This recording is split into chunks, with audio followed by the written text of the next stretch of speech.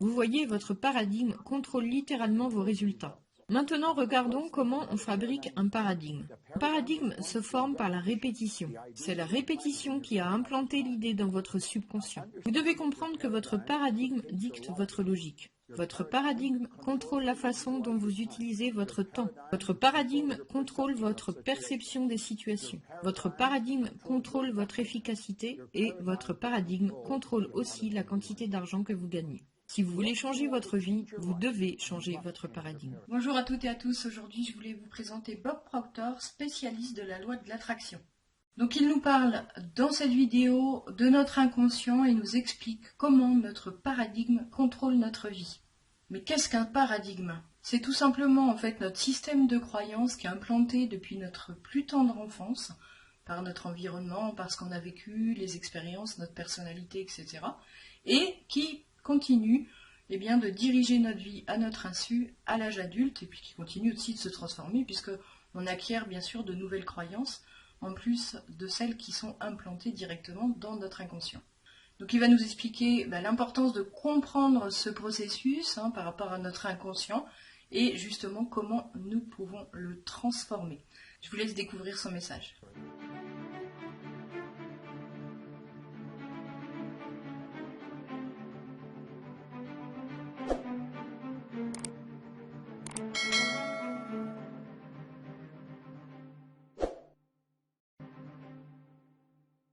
Bonjour à tous et bienvenue, c'est Bob Proctor. Vous savez, dans la dernière vidéo que nous avons faite ensemble, j'ai décrit le fonctionnement de l'esprit conscient, le fonctionnement du subconscient et le fait que le corps est une expression de l'esprit. Et plus vous allez réfléchir à cela, plus vous vous apercevrez que, oui, c'est exactement comme cela que ça fonctionne. Maintenant, je veux que vous réfléchissiez à la chose suivante.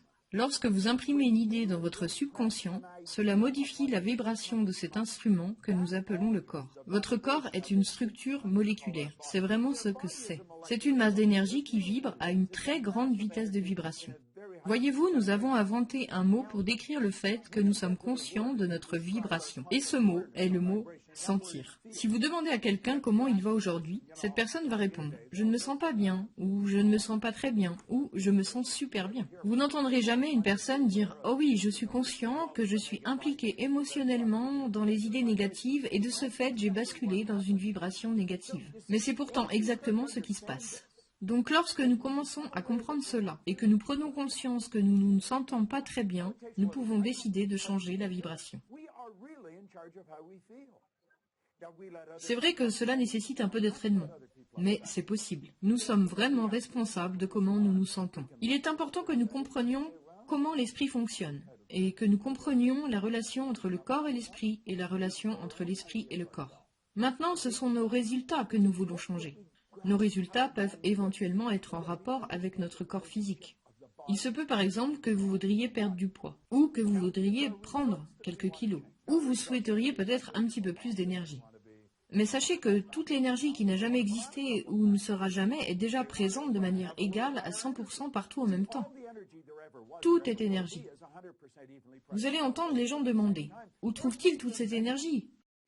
Personne ne reçoit de l'énergie, mais tout le monde libère de l'énergie. Le désir est le mécanisme déclencheur qui permet à l'énergie de circuler. Maintenant, revenons en arrière et passons rapidement en revue ce que nous avons vu. Ici, vous avez un schéma représentant une personne.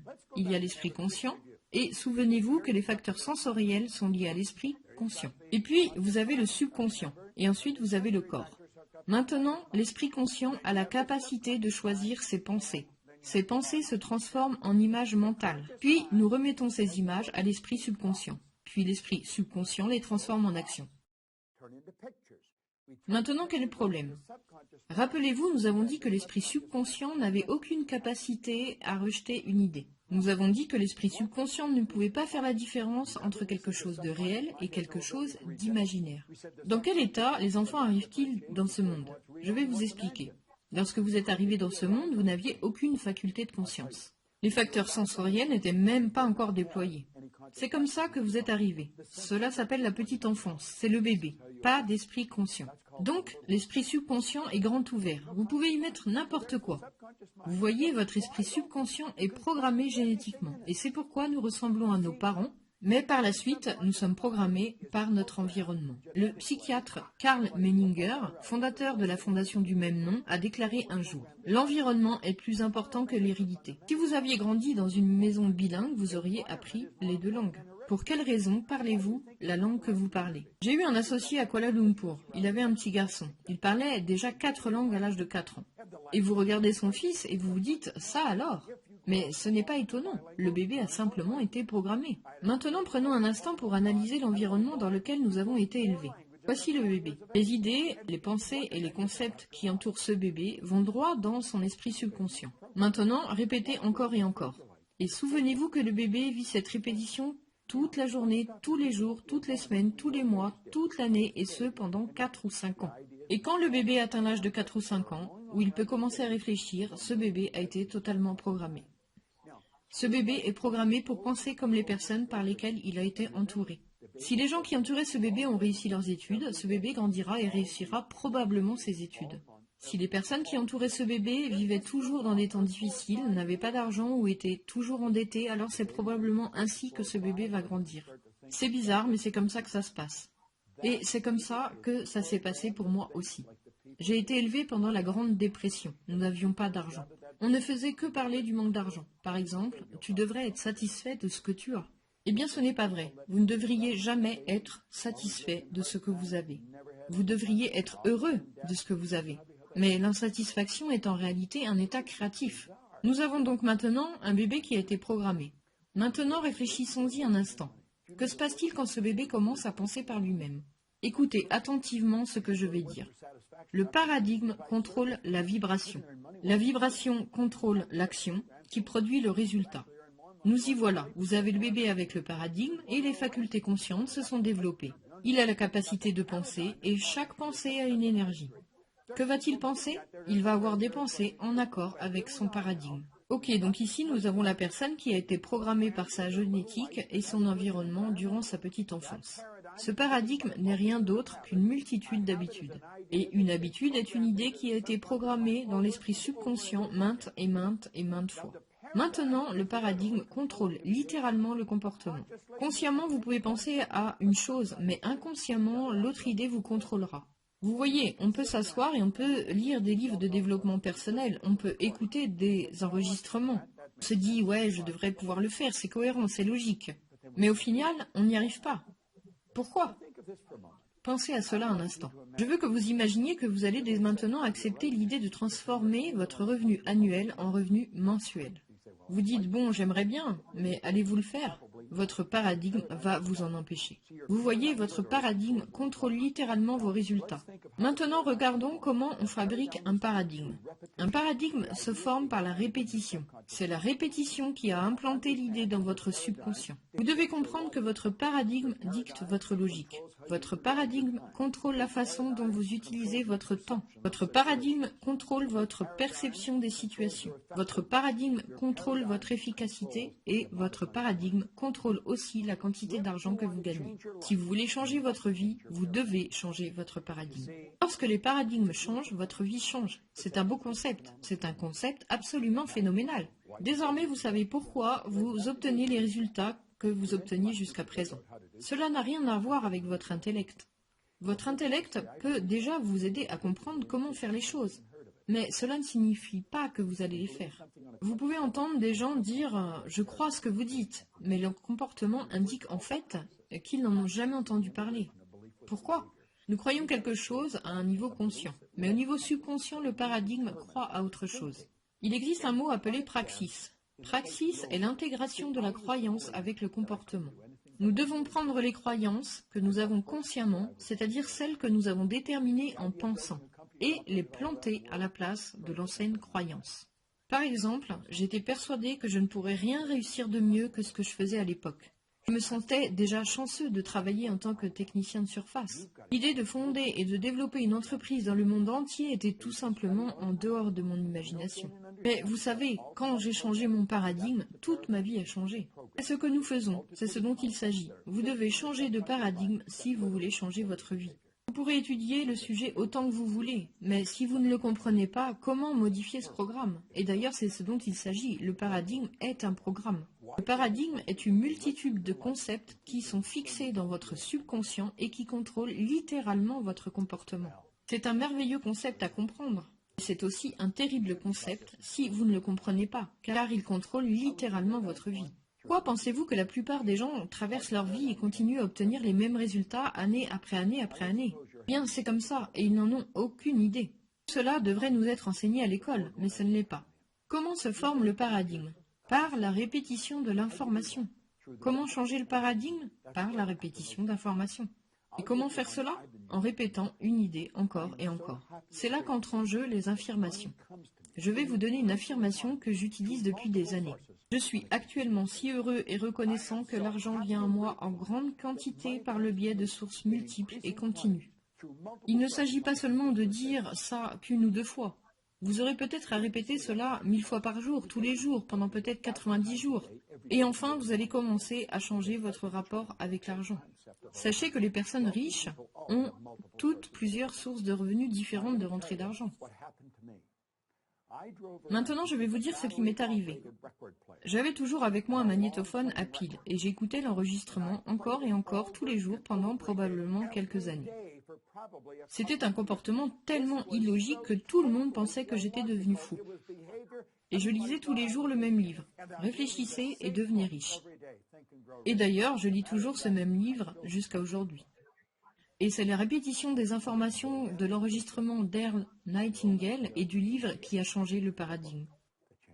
Je ne savais pas ce que je faisais, je ne comprenais pas ce que je faisais, mais je l'ai fait.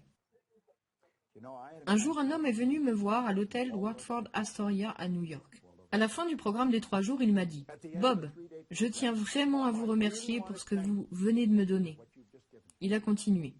Et il a continué. Pour la première fois de ma vie, j'ai compris comment j'ai accompli ce que j'ai accompli. J'ai demandé « Qu'est-ce que vous avez accompli ?» Il a déclaré « J'ai remporté la médaille d'or de décathlon aux Jeux Olympiques de Melbourne en Australie en 1957. » Oui, cet homme était Mike Campbell. Et il a dit « Je n'avais jamais compris comment j'y étais arrivé. » Mais voici un bon exemple. L'un des meilleurs athlètes du monde, incapable de savoir clairement comment il avait fait pour gagner. Et la plupart des gens qui ont énormément de succès ne savent pas vous expliquer pourquoi ils en ont. En gros, ils ont réécrit le programme, ils ont changé le paradigme, ils n'ont peut-être pas compris comment ils l'ont fait, mais ils l'ont fait. Donc, que nous dit Bob Proctor dans cette vidéo? Donc, il nous explique que notre paradigme, alors qu'est-ce qu'un paradigme? En fait, ce sont nos croyances, l'ensemble de nos croyances qu'on a accumulées au fil du temps. Eh bien, il nous explique que ce paradigme contrôle littéralement notre vie. Il nous explique aussi que, d'ailleurs, même si on veut changer, eh bien, notre inconscient est tellement puissant, nos croyances sont tellement puissantes que même si on a la volonté de vouloir changer, ça va être très difficile puisque ça va être en opposition totale avec ce que croit notre inconscient. Il nous explique également que nos croyances donc créent des pensées et ces pensées en fait vibrent à une certaine fréquence et du coup créent la réalité dans laquelle on est. C'est-à-dire que ça va littéralement s'adapter et répondre à notre système de croyances et aux fréquences qu'on envoie. Et du coup, toutes les situations, les événements, les rencontres, etc. vont s'adapter à cette fréquence. Et on est un petit peu prisonnier finalement de cette fréquence, tout pendant qu'on n'en a pas conscience et qu'on ne fait pas quelque chose pour le transformer. Alors, comment modifier nos croyances? Eh bien, ça va être important de faire un travail d'introspection pour aller faire connaissance finalement avec notre système de croyances. Parce qu'on n'en a pas forcément conscience, on n'a pas forcément réfléchi à nos croyances. Alors certaines sont conscientes, donc déjà là c'est intéressant, parce que du coup on les voit et on peut agir dessus. Donc les croyances qu'on connaît ont été agrémentées, finalement implantées par la répétition. Donc Bob Proctor d'ailleurs nous explique que ça va être la même chose si nous voulons implanter d'autres croyances, de nouvelles croyances. Mais pour cela, il faut avoir conscience de nos croyances. Donc comme je le disais, celles qu'on connaît, ça va être plutôt facile dans le sens où on sait sur quoi on va travailler et il va falloir justement consciemment transformer nos croyances.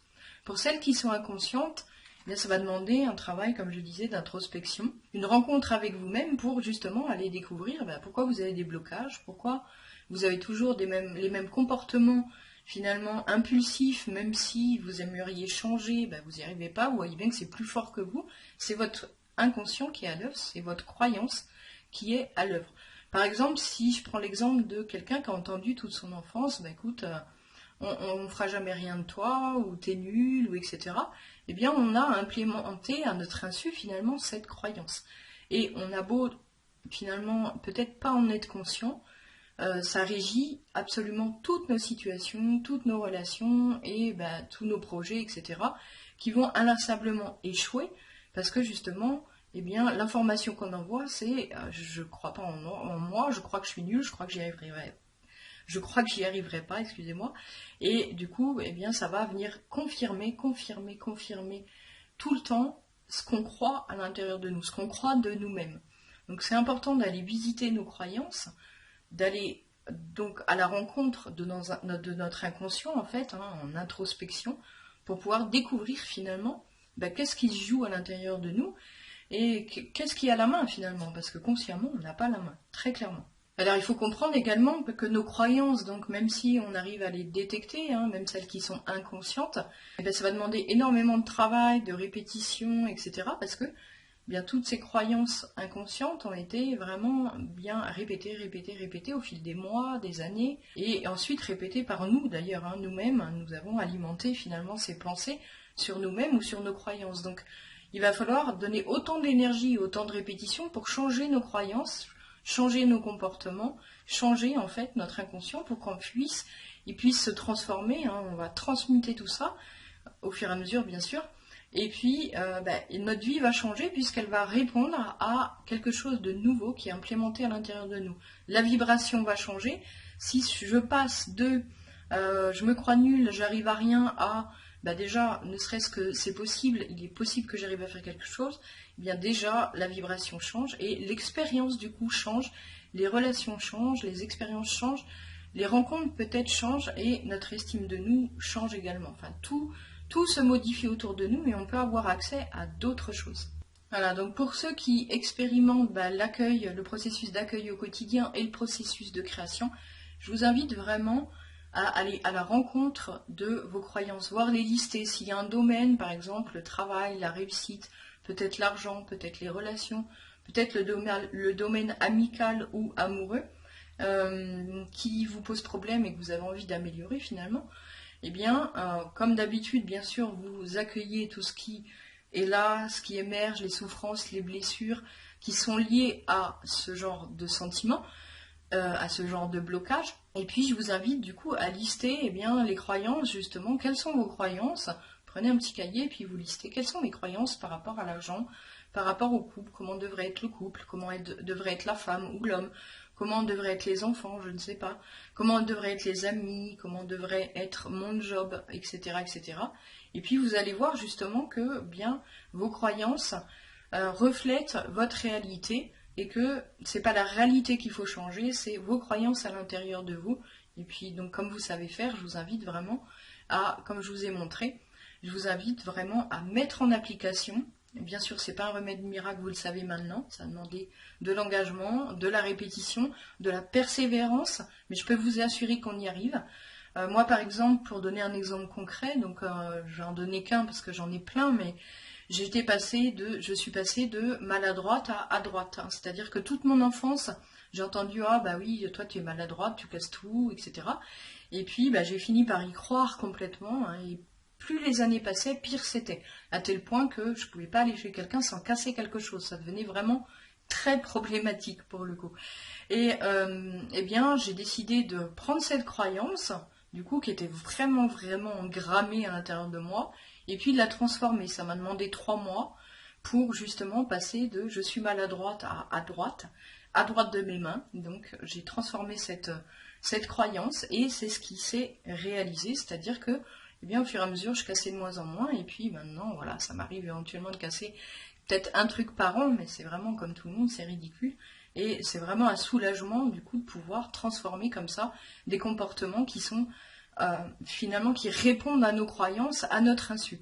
Hein, donc c'est totalement possible, encore faut-il, du coup, avoir conscience de nos croyances, et si c'est des croyances inconscientes, donc de faire ce travail en accueil, en introspection, pour aller à la rencontre de tout ça, tranquillement, et puis pouvoir ensuite le transmuter. Voilà, j'espère que cette vidéo vous aura plu. N'hésitez pas en commentaire à me dire si ce format finalement ça vous convient bien. Et puis aussi, si vous avez des questions, je me ferai un plaisir d'y répondre, peut-être en vidéo ou en commentaire. Si vous souhaitez que j'aborde certains sujets très précisément ou que je réponde à certaines questions, ce sera avec plaisir. Voilà, je vous dis à très vite pour une prochaine vidéo. Merci.